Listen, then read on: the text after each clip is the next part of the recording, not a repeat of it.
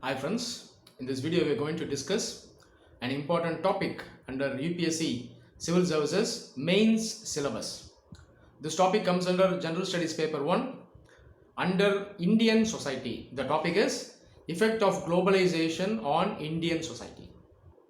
What many students they often tend to do is that under this topic they will study lots of stuff relating economy. This is not needed. This paper is regarding General Studies Paper 1. Here you have to study regarding society. It is clearly given in the syllabus. Effect of globalization on Indian society. So mainly you have to study from a societal point of view, right? So please keep this in mind. Don't study unnecessary things under GS Paper 1. Please don't bring lots of economic stuffs into GS Paper 1, right? Now, first of all, you should know the meaning of globalization. What's meant by globalization? Once again, many candidates, they will write about LPG, IMF, WTO and so on in the examination. This is not needed, right? So, you have to think, analyze from a societal point of view, from a holistic point of view, right? Globalization per se, this term refers to the increasing interaction between various states of the world. Here state means the countries or the nations. We can see economic interaction, we can see political interaction, we can see social interaction as well as cultural interaction. So we are seeing interactions on various dimensions. This is what you should understand.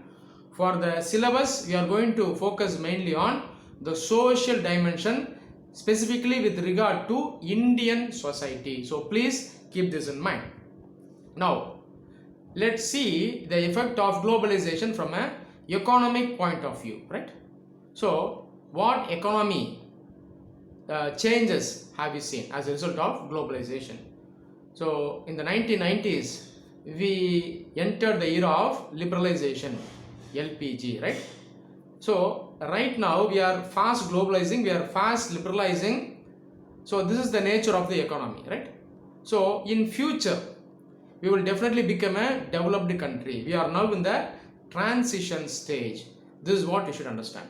So, in a globalized world, what will happen? Many supranational economic institutions have undermined the sovereignty of individual countries. Is it not? Like IMF, World Bank. Yes. So, these institutions, they are influencing the sovereign nature of the countries. They are influencing the states to take decision, right, as per their dictates. So this is what you should understand. Many supranational economic institutions have mushroomed in this world. So please understand this. Apart from that, what are the other implications of globalization? One of the important effects of globalization is urbanization. So from economic point of view, India, many states, they are fast urbanizing. Within each states, many rural areas, they are rapidly changing into cities or into urban centers, right? There are positive effects as well as negative effects. Positive effects, we are getting better infrastructure, we are getting job, right? So many people are able to move from rural areas to urban areas and obtain jobs. There are many detriments also. For example, many slums are mushrooming up throughout India. There are lots of law and order problems. The environment is getting affected. These are all detriments of urbanization. From a cultural point of view, what can we observe?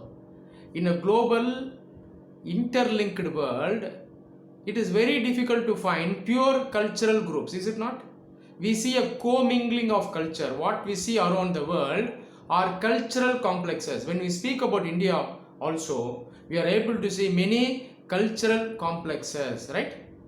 A person belonging to a religious group in a state will not have much similarities with a person in another state belonging to the same religious group. But the person belonging to a religious group will have more similarities with a person living in the same state but belonging to a different religious group.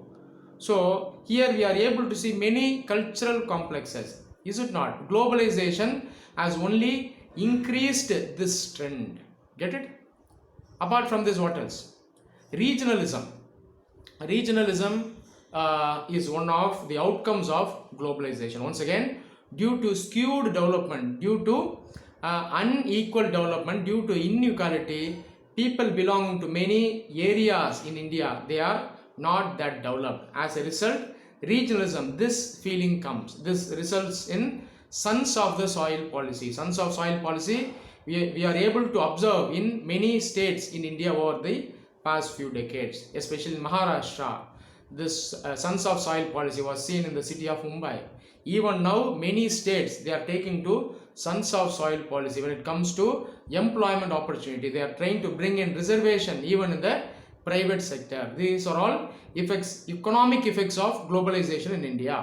Economic aspects have relationship with societal aspects also, naturally, right? Apart from this, when we speak about caste and varna, right?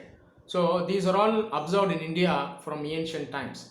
But in the present fast globalizing world, caste itself is changing.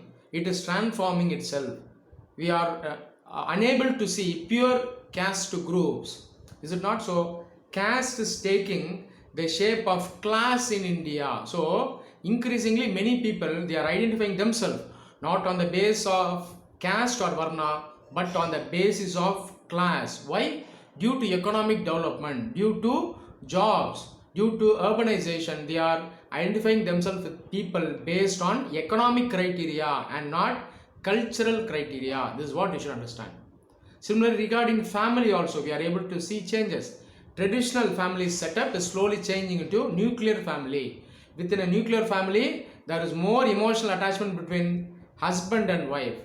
Women's role is increasing in the nuclear family. Decision making of women was less in traditional family, but in nuclear family, decision making of women is high, right?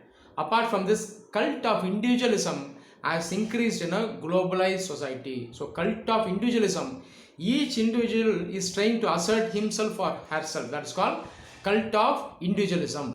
Apart from this, you have to study specifically about women and women empowerment. Globalized world has given many opportunities for women. Right now, women are able to participate in public life also. Before that, they were participating only in the private life. They used to work as housewife. Now, due to economic empowerment, they are able to get jobs. They are coming into the public sphere.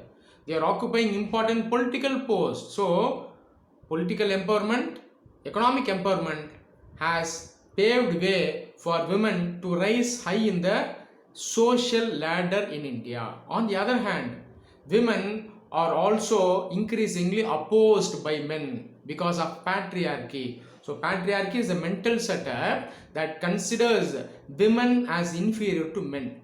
Patriarchy is observed not only in men, it is observed in women also. Even women will treat other women inferiorly, right? So this concept is called patriarchy. We are able to see increasing patriarchy even in globalization because women are getting empowered. As a result, there is a counter reaction in the form of patriarchy, right? So when a girl is trying to go and work, what her mother will say, do not go to work, better get married soon and become a housewife. So this is also a manifestation of patriarchy in our society. Apart from this, globalization has created many crises in society. For example, many cultural groups, they are feeling that their cultural identity is getting threatened due to globalization. So as a result, this leads to fundamentalism. In many areas, it leads to communalism also, right? So these are all the detrimental effects, the counter reaction of globalization from a societal point of view. This is very important for the examination. Apart from this, we are seeing various protest movements amid globalization. There are many protests regarding human rights. For example, regarding LGBT rights, right? Apart from this, environmental activists, they are also protesting against the state, right? Because the state is trying to bring in development. As a result, environment is getting affected. So once again, there is a counter reaction, right? Apart from this, remember tribals. So tribals, increasingly in a globalized society, they are coming more and more into settled agriculture. They are taking up many jobs. So the cultural difference between tribals and non-tribals, it is slowly getting diluted, right? Tribal groups, they are getting associated with caste groups as well as class group. So the identity of tribe itself is getting diluted. So the concept of tribe itself is slowly transforming, similar to caste identity. So these are all the many dimensions regarding the effects of globalization on Indian society. So I have discussed in brief the important dimensions. I have given you the important points, so please note them down. Write in the mains examination under GS paper 1. Definitely you will get very good marks. Thank you.